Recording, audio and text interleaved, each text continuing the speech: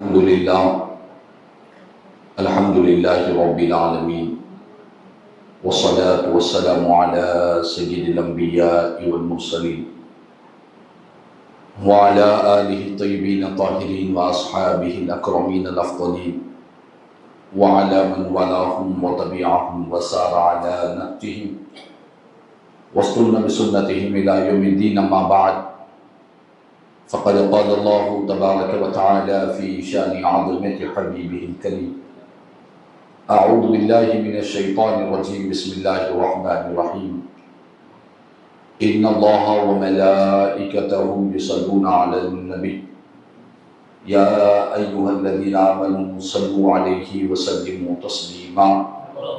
اللهم صل على سيدنا مولانا محمد وعلى آل سيدنا مولانا محمد وبارك وسلم صلاة وسلاما عليك يا سيدي يا حبيبي يا رسول الله صلی اللہ تعالی علیہ وسلم.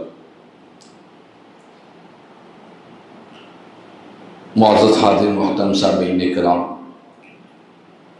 اللہ تبارک و تعالیٰ کا بے انتہا فضل و کرم ہے کہ اللہ تعالیٰ نے ہم تمام کو اپنے گھر یعنی مسجد میں جمع ہونے اور اللہ اس کے رسول کے ذکر سننے سنانے کی توفیق عطا فرمائی ہے.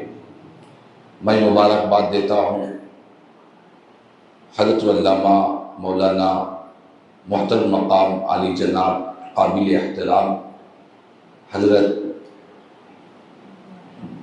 مرزا الطاف بیگ صاحب مدث اللہ العالی کامل الحدیث جامعہ نظامیہ، اور محترم مقام ہمارے ہر دل عزیز محترم مرزا سلمان بیگ صاحب کامل الفقہ جامعہ نظامیہ، اور ان کے بھائی صاحب جو بیٹھے ہوئے ہیں، اور جتنے ہمارے مصلیان، ذمہ داران، منتظمین اور اہلیان محلہ، تمام کو دل کی گہرائیوں سے مبارکباد پیش کرتا ہوں کہ الحمدللہ اس مسجد میں ہر مہینے کی 5 تاریخ کو مجھے ذمہ داروں نے بتلایا کہ ہر مہینے کی 5 تاریخ کو پابندی کے ساتھ اس مسجد میں ایک ماہانہ تربیتی اجتماع اصلاح معاشرے کے عنوان سے کیا جا رہا ہے.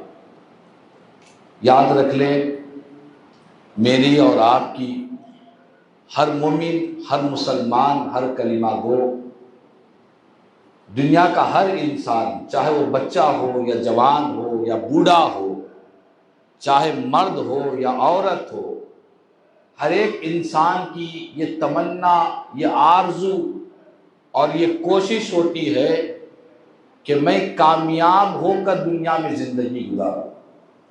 ہر ایک انسان کامیابی کو چاہتا. جتنے ہم میں بیٹھے ہوئے ہیں، کیا کوئی یہ کہہ سکتا ہے کہ میں کامیاب ہونا نہیں چاہتا؟ کیا کوئی بچہ یہ کہے گا کہ مجھے کامیابی نہیں چاہیے؟ ہر ایک کو کامیابی چاہیے. میں بھی کامیاب ہونا چاہتا ہوں، آپ بھی کامیاب ہونا چاہتے ہیں. ہمارے پاس الحمدللہ بہت سے بچے بیٹھے ہوئے ہیں، سب کے دلوں کی تمنا ہے کہ ہم کامیاب ہو کر دنیا میں زندگی گزاریں. ہر ایک کی تمنا ہے، اور ہونا بھی چاہیے، ہونا بھی چاہیے. اسلام خود کہتا ہے کہ کامیابی کے لیے کوشش کی جائے، محنت کی جائے، جستجو کی جائے.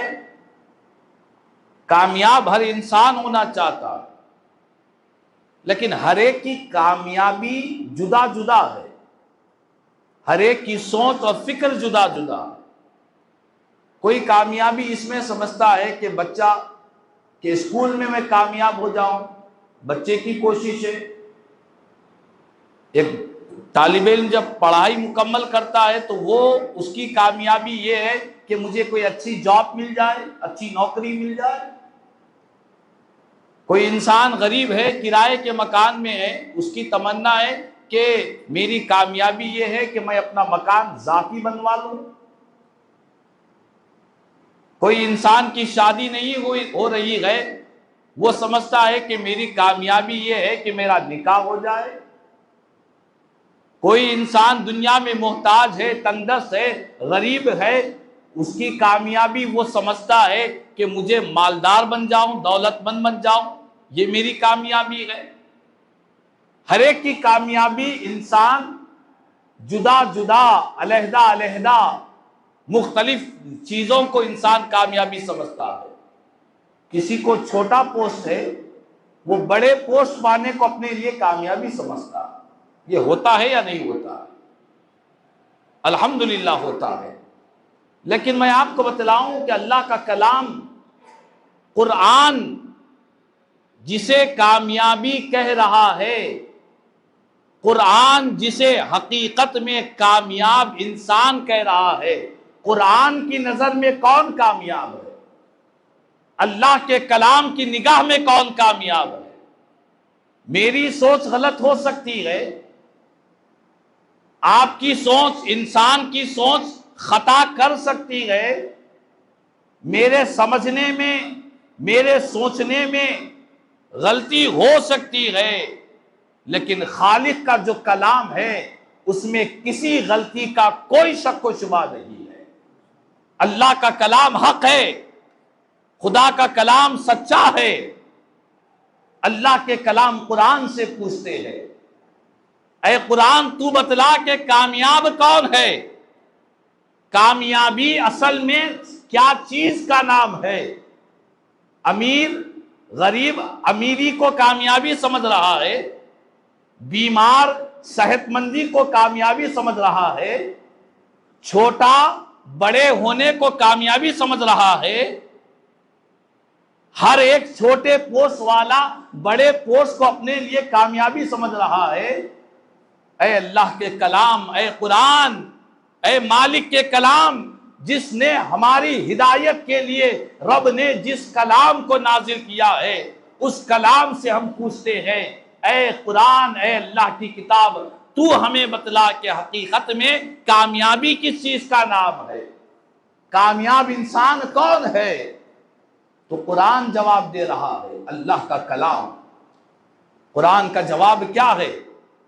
آج اس جواب کو ہمیں اپنے سینوں میں بسانے کے لیے، اپنے دل کی تختی پر اسے محفوظ کروانے کے لیے آج کا یہ جو اجتماع منعقد کیا ہے، اس اجتماع کا مقصد یہی ہے کہ ہم اصل جس چیز کو قرآن کامیابی کہہ رہا ہے، ہم اس چیز کی طرف اپنے قدم کو بڑھائیں۔ اللہ کا کلام قرآن کہتا ہے، فَمَن زُحْزِحَ عَنِ النَّارِ وَأُدْخِلَ الْجَنَّةَ فَقَدْ فَازَ۔ یہ اللہ کا کلام قرآن سنا رہا ہو۔ دنیا کے سائنٹسٹ کی بات غلط ہو سکتی ہے، دنیا کے بڑے سے بڑے بادشاہ کی بات خطا کر سکتی ہے، لیکن خالق کا کلام خود بیان کرتا ہے، ذَلِكَ الْكِتَابُ لَا رَيْبَ فِيهِ، یہ وہ مقدس کتاب ہے جس میں کوئی شک و شبہ کی گنجائش نہیں ہے۔ اللہ فرما رہا ہے کہ بندو، اصل میں کامیابی یہ ہے کہ جس بندے کو دوزخ کی آگ سے، جہنم کی آگ سے جسے دور کر دیا گیا، جس کو دوزخ سے بچا لیا گیا اور جس کو جنت میں داخل کر دیا گیا، حقیقت میں وہی شخص کامیاب ہو گیا۔ حقیقت میں وہی کامیاب ہے جو دوزخ سے بچ جائے، جہنم کی آگ سے بچ جائے، اور جس کو جنت کا پروانہ مل جائے، جنت میں داخلہ مل جائے۔ حقیقت میں وہی شخص کامیاب ہے، وہی شخص کامران ہے۔ یہ کون کہہ رہا ہے؟ اللہ کا کلام قرآن کہہ رہا ہے کہ آؤ بندو، کامیابی چاہتے ہو تو کامیابی نہ حقیقت میں نہ دولت میں ہے، کامیابی حقیقت میں نہ عزت میں ہے، نہ شہرت میں ہے، نہ منصب میں ہے، نہ مقام میں ہے۔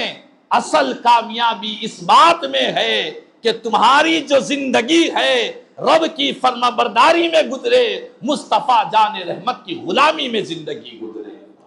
یہ حقیقت میں کامیابی ہے۔ خدا کی بندگی کو چھوڑ کر، مصطفیٰ کی غلامی کو چھوڑ کر اگر تم کامیاب بننا چاہتے ہو، اللہ کی عزت کی قسم، تم دنیا میں نہ کامیاب ہو سکتے ہو نہ آخرت میں کامیاب ہو سکتے ہو۔ اگر کوئی سمجھ رہا ہے کہ میں اللہ اور اس کے رسول کو ناراض کر کے، خدا کو خوش کر کے اور اللہ کے رسول کی نافرمانی کر کے اگر میں کامیاب سمجھ رہا ہوں، یہ انسان کی سب سے بڑی خطا ہے، انسان دھوکے میں پڑا ہوا ہے۔ قرآن اللہ کا کلام کہہ رہا ہے کہ اے خدا کے بندو، فَفِرُّوا إِلَى اللَّهِ، اللہ کی طرف دوڑو۔ تم دولت کی طرف دوڑ رہے ہو، اے انسانوں تم دنیا کی لالچ اور ہرس میں زندگی گزار رہے ہو، تم دنیا کی بلندیوں کو چاہ رہے ہو، تم اپنا دوڑنا دنیا کے پیچھے نہیں، اللہ کی بارگاہ کی طرف دوڑو، اللہ کے رسول کی بارگاہ کی طرف دوڑو۔ آج میرے لیے اور آپ کے لیے، تمام دنیا کے مسلمانوں کے لیے اس حقیقت کو سمجھنے کی ضرورت ہے کہ ہماری اصل کامیابی تاجدار کائنات، گنبد خضرا کے مکین، آمینہ کے لال، رحمت للعالمین صلی اللہ علیہ وسلم کی غلامی میں ہماری سب سے بڑی کامیابی ہے۔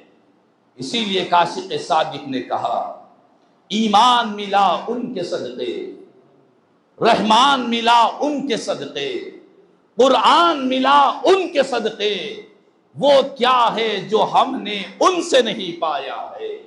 ہر چیز مصطفیٰ کے در سے اللہ نے ہم کو عطا فرمائی ہے، ہر چیز حضور کی بارگاہ سے ہم کو اللہ نے عطا فرمائی ہے۔ تو آج ہماری کامیابی یہی ہے کہ ہم اپنے رشتے کو رسول پاک علیہ السلام سے مضبوط کریں۔ رشتہ کیسے مضبوط ہوگا؟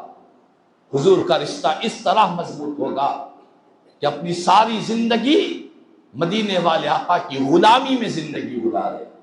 یاد رکھیں، ہمارے علماء نے بیان کیا کہ زندگی 3 طرح کی ہوتی ہے، زندگی 3 طرح کی ہوتی ہے۔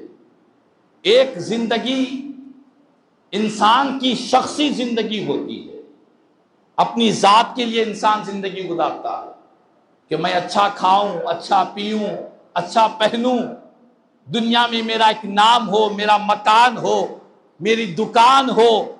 ایک انسان اپنی شخصیت کے لیے زندگی گزارتا ہے، یہ شخصی زندگی کہلاتی ہے۔ اور یہ جو شخصی زندگی ہے، اپنی ذات کے لیے جو جینا ہے، اس زندگی کی مدت کیا ہے؟ کب تک انسان اس زندگی کو گزار سکے گا؟ اس کی ٹائم کیا ہے؟ زیادہ سے زیادہ 50 سال، 60 سال، 70 سال، 80 سال، حد ہو گئی 100 سال۔ اس سے بڑھ کر تو انسان کی زندگی نہیں ہے۔ زندگی کا کوئی بھروسہ نہیں ہے، کوئی گارنٹی نہیں ہے کہ میں اتنے سال دنیا میں زندہ رہوں گا۔ میں آپ کو بتلاؤں کہ ہمارے حیدرآباد میں، میں جس مسجد میں خدمت کرتا ہوں، ہماری مسجد کے بالکل سامنے کے مکان میں، مسجد کے بالکل سامنے کا مکان، اس مکان میں آج سے 10 مہینے پہلے ایک شادی ہوئی تھی۔ کتنے مہینے پہلے؟ 10 مہینے پہلے ایک نکاح ہوا، میں خود بھی اس دعوت میں شریک ہوا۔ 10 مہینے ہوئے شادی ہو کر، اور 10 مہینے کے بعد اس گھر میں لڑکے کی پیدائش ہوئی۔ صبح 9 بجے جو شادی ہوئی تھی، نکاح ہوا تھا، ان میاں بیوی کو اللہ نے ایک لڑکا دیا صبح 9 بجے کے ٹائم پر۔ اور اسی دن، جمعرات کا دن تھا، حال ہی کی بات ہے، اسی دن جس دن بچہ پیدا ہوا 9 بجے، 2 بجے اسی بچے کے باپ کا انتقال ہو گیا۔ 2 بجے بچے کے باپ کا انتقال ہو گیا۔ ابھی 10 مہینے کا دلہا ہے، ابھی تو زندگی کا آغاز ہوا ہے، گھر میں ابھی تو خوشیاں آئی ہے۔ نہ جانے اس نوجوان کے دل و دماغ میں کیا کیا امیدیں، آرزویں نہیں تھی ہوں گی کہ میری شادی ہوئی ہے، لمبی زندگی گزاروں گا، اولاد ہوگی، نہ جانے کیا کیا پلاننگ کی ہوگی۔ لیکن اسی نوجوان کا جس دن بیٹے کی پیدائش ہوئی، اسی دن اسی باپ کا انتقال ہو گیا ہے۔ کہ یہ میرے لیے اور آپ کے لیے، دنیا کے سارے انسانوں کے لیے، سارے کلمہ گو بھائیوں کے لیے، کیا یہ ہمارے لیے عبرت نہیں ہے کیا یہ ہمارے لیے نصیحت نہیں ہے کہ ہماری زندگیوں میں ایسی ایسی پلاننگ ہمارے پاس ہے کہ ہم کیا کیا کریں گے، کیا کیا نہیں کریں گے؟ 10 سال کی زندگی کی پلاننگ، اگلے 50 سال تک مجھے یہ کام کرنا ہے۔ ہمارے پاس بڑی پلاننگ ہے، منصوبہ بندیاں ہیں، لیکن کیا ہم نے کبھی سوچا کہ ہماری اس پلاننگ کے اندر کیا ہم نے موت کو شریک کیا ہے؟ کہ اسی دوران اگر میں مر جاؤں تو کیا ہوگا؟ میری قبر کا کیا ہوگا؟ قبر میں میرے لیے راحت کا سامان کیسے بنے گا؟ ہمارے پاس دنیا کی ساری چیزوں کی پلاننگاں ہیں، منصوبہ بندیاں ہیں، کوششیں ہیں، لیکن موت کی پلاننگ کے لیے شیطان ہم کو آگے بڑھنے نہیں دیتا۔ مرنے کے بارے میں ہمارے دل و دماغ میں کوئی بات آتی بھی نہیں ہے، بس ہم اپنی دنیا کی ہی پلاننگ کرتے ہیں، دنیا ہی کی منصوبہ بندی کرتے ہیں۔ اسی لیے کسی کہنے والے نے کہا، آگاہ اپنی موت سے کوئی بشر نہیں، آگاہ اپنی موت سے کوئی بشر نہیں، سامان ہے 100 برس کا، پل کی خبر نہیں۔ سامان 100 برس کا ہے، 100 برس تک جینے کی پلاننگ ہے، لیکن ایک پل کی بھی ہمارے پاس خبر نہیں ہے کہ ایک پل بھی دنیا میں رہیں گے یا نہیں رہیں گے، اس کی کوئی گارنٹی نہیں ہے، کوئی ضمانت نہیں ہے۔ تو عقل مندی کیا ہے؟ عقل مندی اسی میں ہے، سمجھداری اسی میں ہے کہ ہم اپنی نگاہوں کے سامنے اپنی موت کو پیش نظر رکھیں، اپنی موت کو پیش نظر رکھیں، اپنی موت سے غافل نہ ہو جائے۔ موت سے انسان جب غافل ہوتا ہے، موت سے انسان جب غفلت میں پڑا رہتا ہے، تو انسان کے دل میں دنیا کی تمنائیں، دنیا کی آرزویں پیدا ہوا کرتی ہے۔ اسی لیے میرے آقا کریم صلی اللہ علیہ وسلم نے فرمایا، كنت نہیتکم عن زیارت القبور فزورها فإنها تزہدکم فی الدنیا وتذکرکم الآخرہ۔ حضور فرماتے ہیں کہ اے لوگو، میں ابتدا میں تم کو قبرستان کی زیارت سے روکا تھا، لیکن اب حکم دیتا ہوں کہ اہل قبور کی زیارت کو جاؤ، قبرستان کی زیارت کرو۔ کیوں؟ میرا آقا اس کی وجہ بیان کرتے ہیں، اسی لیے کہ یہ جو قبرستان کی جب زیارت کرو گے تو تم دنیا سے بے رغبتی تمہارے دلوں میں پیدا ہوگی اور تم کو آخرت کی یاد آئے گی۔ جب قبرستان کو جاؤ تو دیکھو اس قبر میں رہنے والے، جو بسنے والے، اس قبر کی مٹی کے اندر رہنے والے، یہ وہ انسان تھے جو ہم سے زیادہ عقل مند تھے، ہم سے زیادہ مالدار تھے، ہم سے زیادہ یہ خوبصورت تھے، ہم سے زیادہ طاقتور تھے، لیکن کیا موت جب ان کو آئی، ان کی خوبصورتی، ان کی دولت، ان کی عزت، ان کا پاور، ان کی ہوشیاری، ان کی سمجھداری، کیا ان کو موت سے روک سکی؟ نہیں روک سکی ہے۔ اللہ کا کلام قرآن کہتا ہے کہ تم جس موت سے فراری اختیار کر رہے ہو، جس موت سے تم بھاگ رہے ہو، قرآن کی آگے سنا رہا ہوں، ان الموت الذی تفرون منہ فانہ ملاقیکم۔ قرآن کی آیت ہے کہ بے شک جس موت سے تم ڈر کر بھاگ رہے ہو، بچنا چاہتے ہو، تو قرآن کہتا ہے کہ تم بھاگ نہیں سکتے، یہ موت ضرور تم سے ملاقات کرے گی، ضرور تم سے ملاقات کرے گی۔ کب کرے گی؟ یہ اللہ رب العزت ہی بہتر جانتا ہے، اللہ اس کے رسول ہی جانتے ہیں کہ موت تم سے کب ملاقات کرے گی۔ بچپن میں کرے گی، جوانی میں کرے گی، ادھیڑ عمر میں کرے گی، بڑھاپے میں کرے گی، موت ملاقات کب کرے گی؟ فرمایا کہ کب کیا تمہیں علم نہیں دیا جا رہا ہے، اس بات کو مان لو، یقین کر لو کہ موت تو ضرور تم سے ملاقات کرنے والی ہے، کبھی بھی کسی بھی وقت بھی آ سکتی ہے۔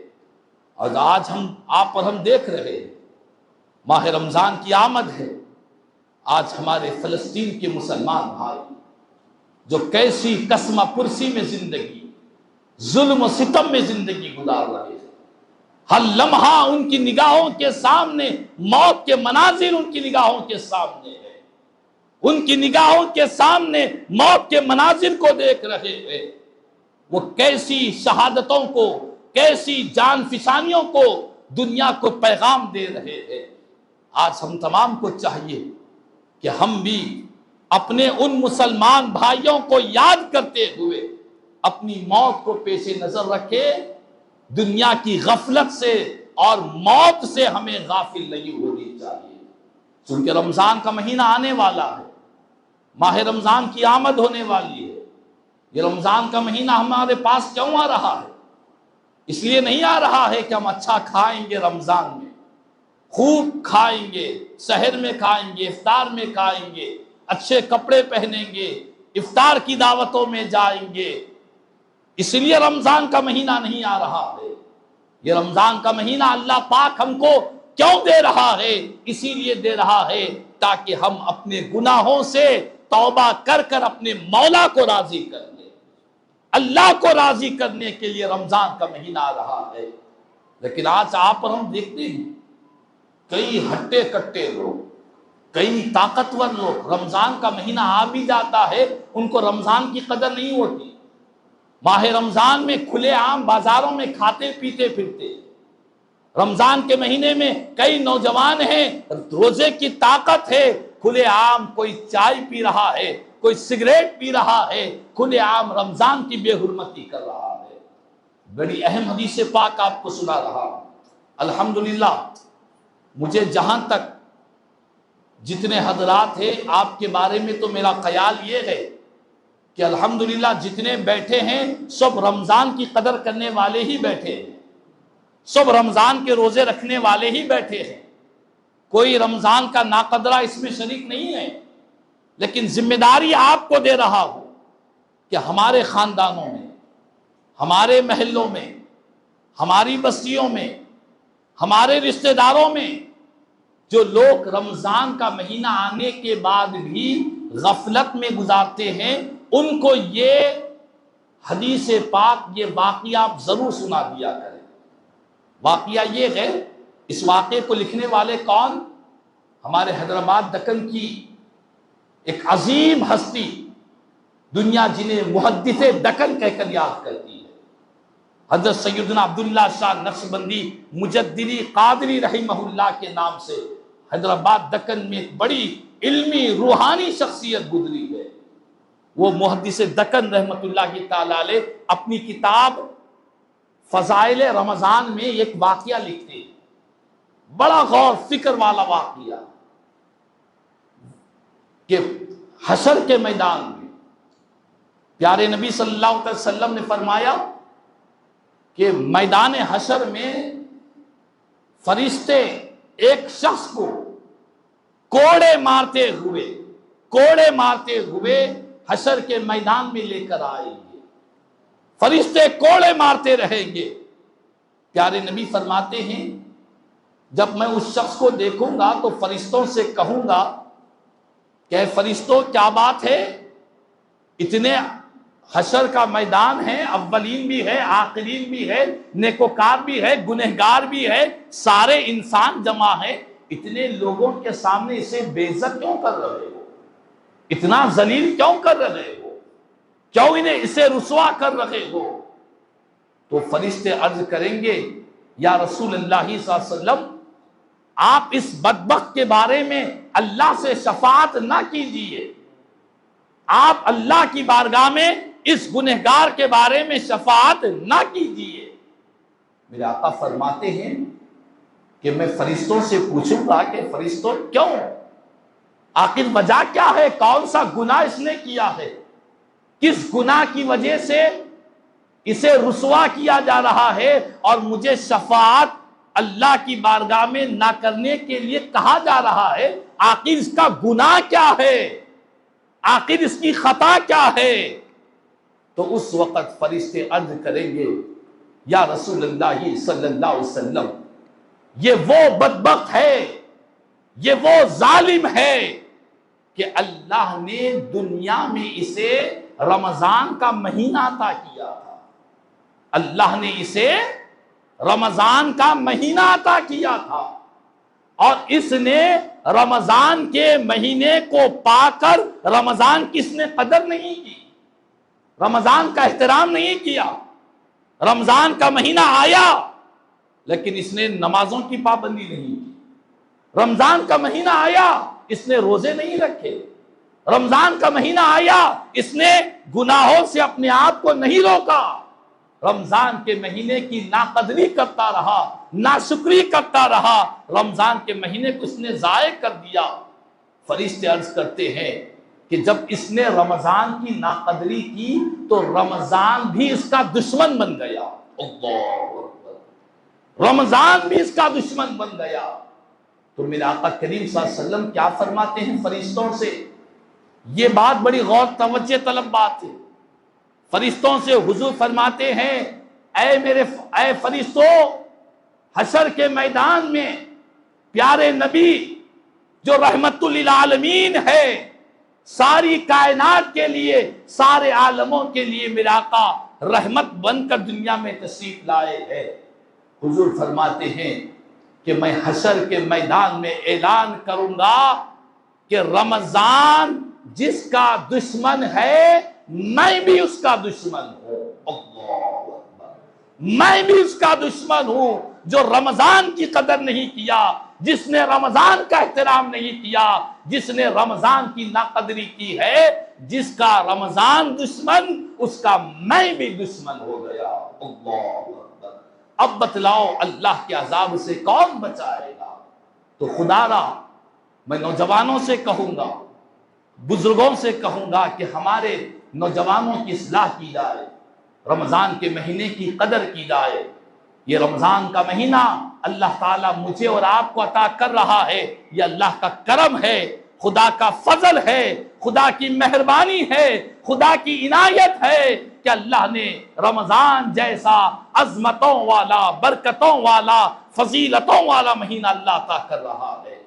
تو خدا را رمضان کے مہینے کی آمد ہے، ہم سب کو چاہیے کہ اس مہینے کے لیے تیار ہو جائے، اپنے آپ کو نمازوں کا پابند بنائے، مسجدوں سے اپنا رشتہ جوڑے، اور خاص طور پر میں کہوں گا کہ آج ہمارے وقت کو برباد کرنے میں سب سے بڑا ہاتھ، ہم کو غفلت میں ڈالنے والی سب سے بڑی بھیانک اگر کوئی چیز ہے تو وہ میرے پاس، آپ کے پاس، ہر گھر میں ایک موبائل فون ہے۔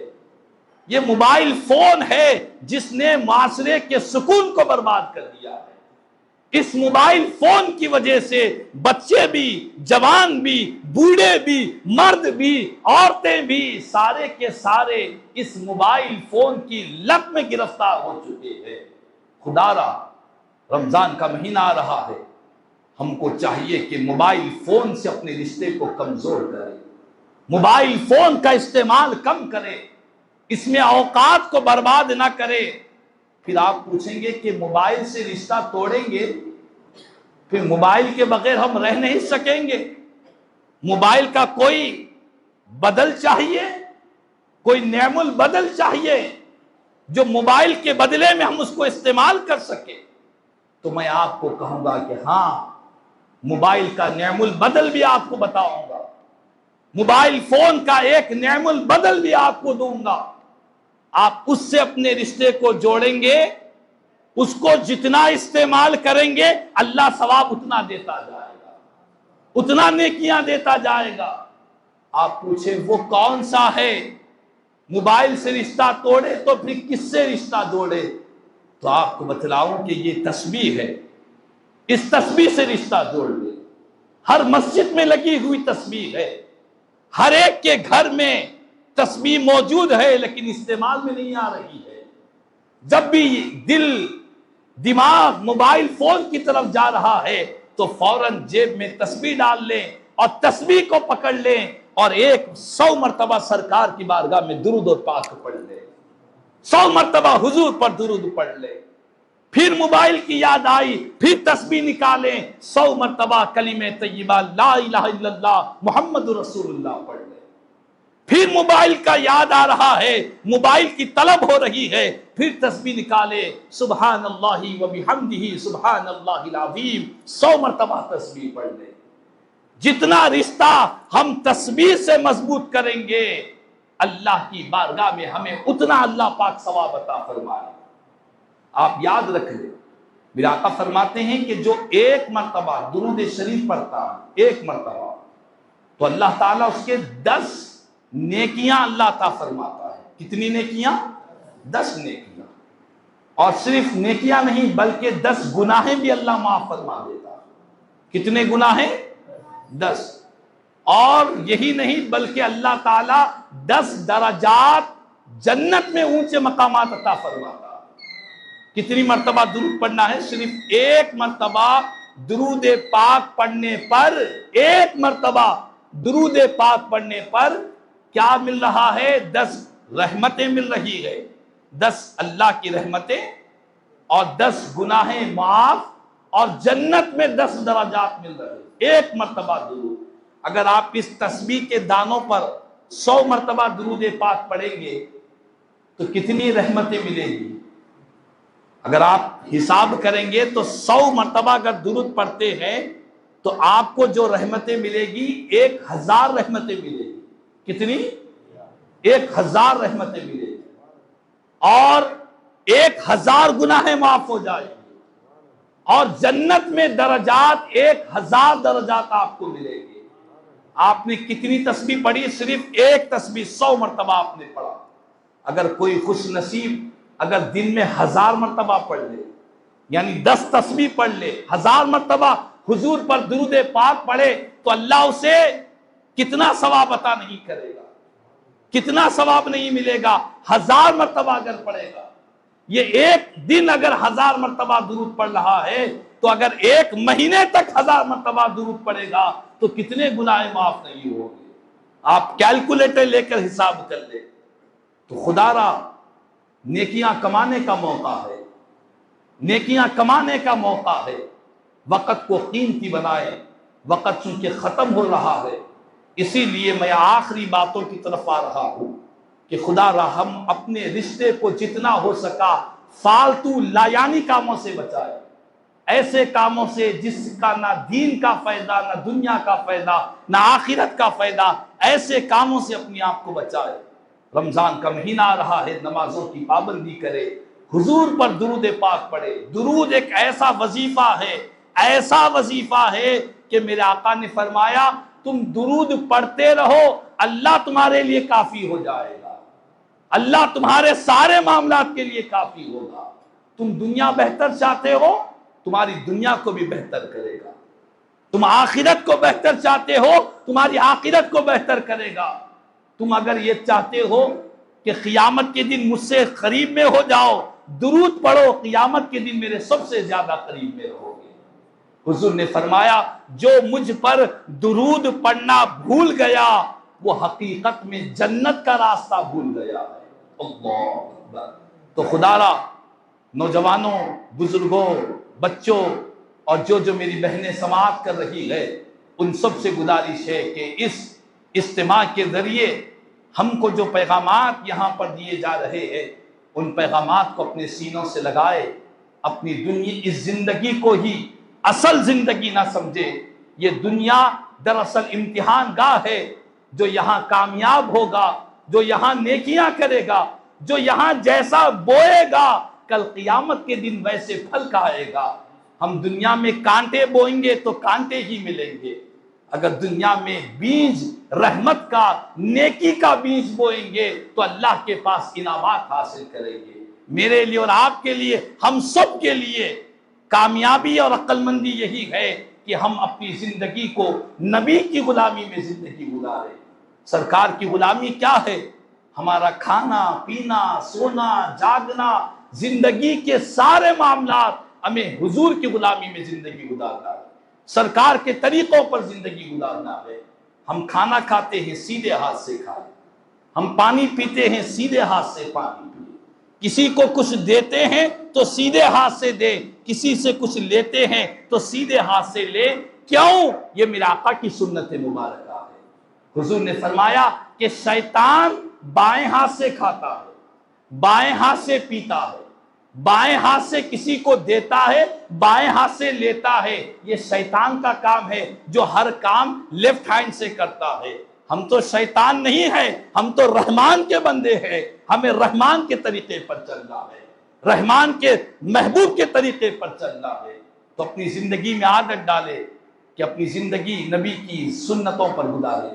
میرا آقا فرماتے ہیں من احب سنتی فقد احبنی ومن احبنی کان معی فی الجنہ۔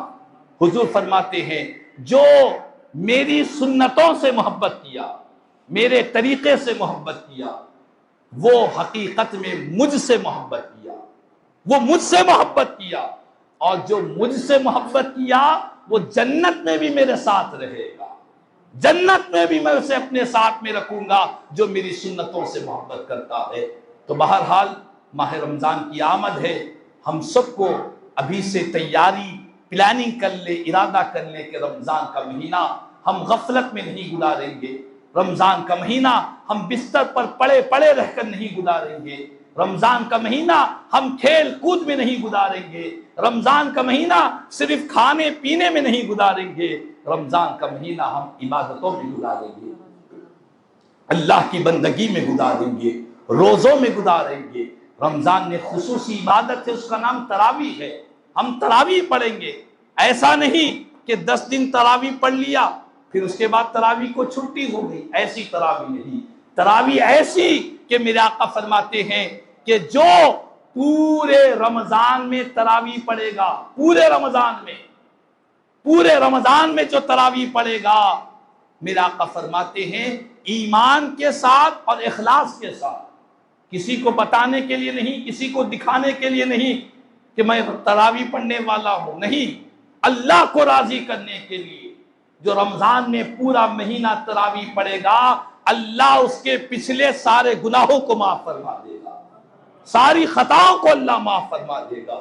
تو رمضان کا مہینہ یہ ہمارے گناہوں کی معافی کا مہینہ آ رہا ہے، تو خدا را مسجدوں کو آباد کرے، آپس میں پیار محبت کے ساتھ رہے، اخلاص کے ساتھ رہے، محبتوں کے ساتھ رہے، نفرتوں کو ختم کرے، دشمنیوں کو ختم کرے، آپس میں تعلقات کو بہتر بنائیں۔ شیطان چاہتا ہے کہ مسلمان آپس میں لڑتے رہے، ایک دوسرے کے ساتھ رشتہ داروں میں اختلاف رہے، خدا را اختلافات کو ختم کرے۔ رمضان کا مہینہ یہ ہمارے دلوں کو پاک کرنے کے لیے آیا ہے، تو دلوں میں کوئی کدورت نہ ہو، اپنے رشتہ داروں سے، اپنے دوستوں سے، اپنے پڑوسیوں سے۔ ہمارے موبائل فون میں ایک آپشن ہے، ایک آپشن ہوتا ہے، ایک آپشن ایسا ہوتا ہے کہ اگر وہ دبا دیا جائے اس کو ہم فارمیٹ کہتے ہیں، پورا کا پورا ڈاٹا چلے جاتا ہے۔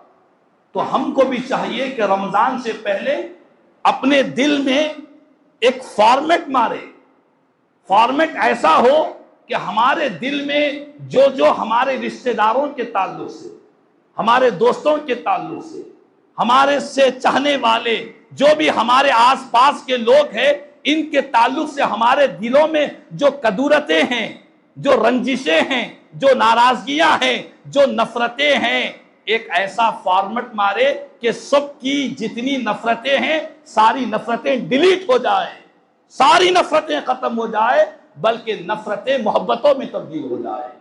ایک ایسا ہمیں رمضان سے پہلے اپنے دل کے ایک ایسا بٹن دبائے کہ دل میں نہ ہمیں اپنے دوست سے کوئی اختلاف، نہ پڑوس سے، نہ کوئی رشتہ دار سے، نہ کوئی بھائی سے، نہ کوئی بہن سے، سارے اختلافات کو رمضان سے پہلے ختم کر لے۔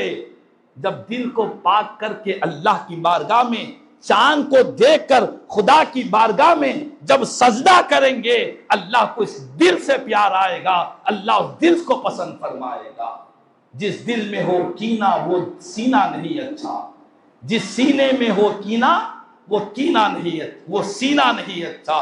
تو ہمیں رمضان سے پہلے جہاں عبادتوں کے لیے تیار ہونا ہے، وہیں آپسی رنجشوں کو ختم کرے، اختلافات کو ختم کرے۔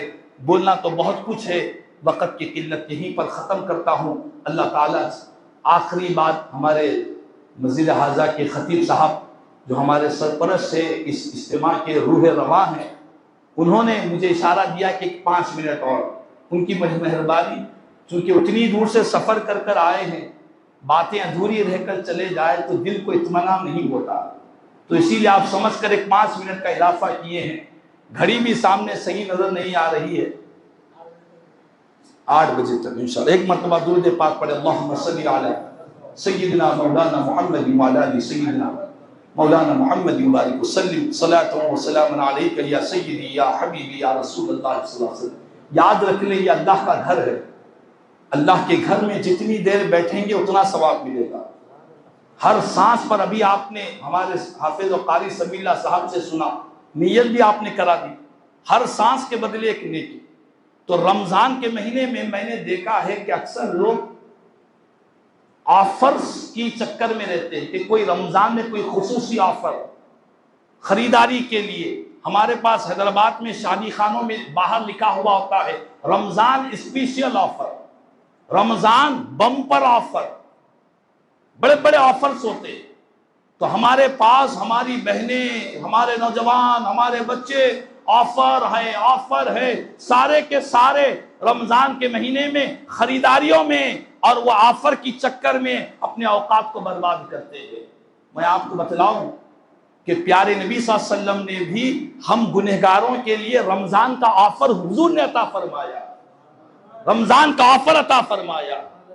وہ آفر یہ دنیا کا آفر نہیں ہے، وہ نیکیوں کا آفر ہے۔ وہ کیسے آفر ہے؟ پیارے نبی فرماتے کہ سنو، تم جو فرض عبادت کرتے ہو، کوئی نفل عبادت کرتے ہو، نفل عبادت رمضان میں کرو گے تو اللہ فرض کے برابر ثواب عطا کرے گا۔ نفل عبادت جو رمضان میں کرتے ہیں اللہ فرض کے برابر ثواب دے گا، اور جو فرض عبادت کرے گا اللہ 70 فرائض کا ثواب عطا فرمائے گا۔ یہ آفر ہے یا نہیں ہے رمضان کے مہینے میں؟ آپ اور ہم ابھی مغرب کی نماز پڑھ کر بیٹھے، ایک نماز پڑھے ہیں، ایک ہی نماز پڑھے، لیکن یہی نماز مغرب کی آج کو 8 دن کے بعد جب رمضان کا پہلا روزہ رہے گا، چاند جب نظر آئے گا، یہی مغرب کی نماز ہم پڑھیں گے تو ثواب ایک مغرب کا نہیں 70 مغرب کا اللہ ثواب عطا فرمائے گا۔ کیا یہ آفر نہیں ہے؟ کیا ہم کو اس آفر کی کوئی پرواہ نہیں ہے؟ ایسے آفروں کو ہم ضائع کر رہے ہیں، ایسے آفرز کو ہم اپنے ہاتھوں سے ضائع کر رہے ہیں۔ میرے آقا فرماتے ہیں کہ رمضان کی ہر رات میں اللہ کی طرف سے آواز ہوتی ہے کہ اے نیکیوں کے طلبگار آگے بڑھ، اللہ تجھے بھلائیوں کے دروازے تیرے لیے کھول چکا ہے۔ اے برائی کے طلبگار خدا را تھم جا، رک جا، رمضان کی ہر رات اللہ جہنمیوں کو جہنم سے آزاد کرتا ہے۔ تو بہرحال رمضان کا مہینہ آنے والا ہے، ہم کو اچھا شیڈول بنانا چاہیے، ایک اچھا شیڈول، ہمارا ایک جدول ہو کہ رمضان میں ہم نمازوں کی پابندی کریں گے، رمضان میں ہم پورے رمضان میں ہم تراویح پڑھیں گے، چاند دیکھ کر شروع کریں گے تو چاند دیکھ کر ختم کریں گے۔ رمضان میں ہم سحر کو اٹھتے ہیں کھانے کے لیے، ایک 15 منٹ پہلے اٹھ کر تہجد کی بھی نماز پڑھ لیں گے۔ تہجد کیا ہے؟ تہجد یہ وہ نیکی ہے جب بندہ تہجد پڑھتا ہے، اللہ کی بارگاہ میں سجدہ کرتا ہے، اللہ اسے اپنا قرب عطا فرماتا ہے۔ خدا کا قرب جس ولی کو بھی ملا ہے وہ تہجد کی راتوں میں اللہ نے عطا فرمایا ہے۔ تہجد کو پڑھیں گے رمضان کے مہینے میں، نمازوں کی پابندی، عبادتوں کے ساتھ ساتھ آنکھوں اور زبان، یہ ساری چیزوں کو نیکیوں میں لگائیں گے۔ حضور نے فرمایا جو روزے دار روزہ رہ کر بھی گناہیں نہیں چھوڑتا، روزہ دار ہے زبان سے گالیاں دے رہا ہے، گانے گا رہا ہے، جھوٹ بول رہا ہے، روزہ دار ہے اپنی آنکھوں سے گندے بے حیائی کے مناظر دیکھ رہا ہے، میرے آقا فرماتے ہیں اللہ کو ایسے بھوکے پیاسے رہنے والے کے روزے کی اللہ کو کوئی پرواہ نہیں ہے، اللہ کو کوئی پرواہ نہیں ہے، یہ صرف فاقہ کشی اختیار کر رہا ہے، یہ حقیقت میں روزے سے محروم ہے، روزے کے نور سے محروم ہے۔ تو خدا را رمضان کی آمد ہے، ہم سب نیت کریں کہ ہم شیطان کو شکست دیں گے، شیطان کو شکست دیں گے۔ شیطان کو اللہ نے قید کر دیا ہے، رمضان کا مہینہ جب شروع ہوگا شیطان کو قید کر دیا جائے گا۔ ایک نفس ہے جو برائیوں کی طرف اکساتا ہے، اس نفس کو کنٹرول میں رکھیں گے، اپنے ماں باپ کی خدمت کریں گے، اپنے آپ کو نیکیوں میں گزاریں گے، اللہ پاک ہم پر خیر کا معاملہ فرمائے گا۔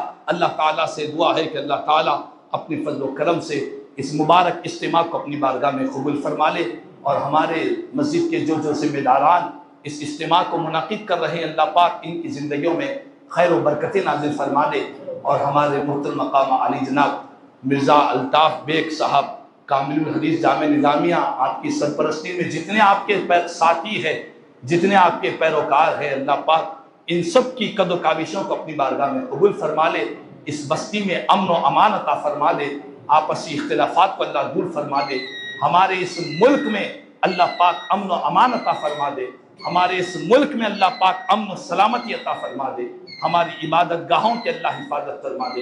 اللہ تعالیٰ اس مبارک اجتماع کی توفیق سے دنیا کے جہاں جہاں مسلمان پریشان حال اللہ سب کی پریشانیوں کو دور فرما، کہنے سننے سے زیادہ مجھے اور ہم تمام کو عمل کی توفیق عطا فرما۔ آمین۔ تمام دعا خدا الحمدللہ رب العالمین وما علینا الا البلاغ المبین۔